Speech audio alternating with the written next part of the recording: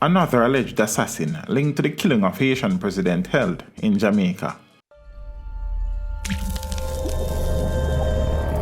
Teach them! Always make sure the message reach them! Another key suspect linked to the assassination of former Haitian President Jovenel Moi has been captured in Jamaica.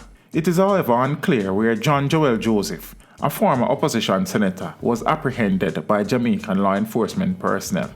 The Jamaican police were still carrying out the necessary verification, a senior police official said on Saturday. The former senator appeared on the political scene in 2004 and was elected under the same party banner, the Unite platform, as the late President René Préval. Joseph was listed among 5 fugitives for whom Haiti's Justice Minister Rockefeller Vincent said the country would offer 6 million gourds for their arrests. The other key suspect, ex-Colombian military officer Mario Antonio Palacios, was deported from Jamaica on January 3 in keeping with an order by the Supreme Court.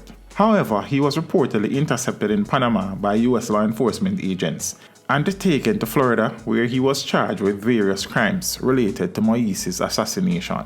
Moise was killed at his private residence on July 7th last year.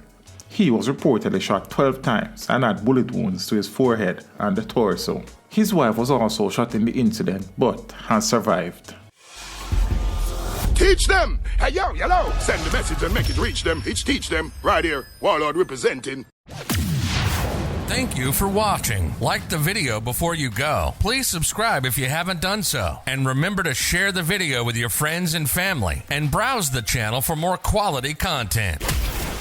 Until next time, walk good, my friends. Teach them!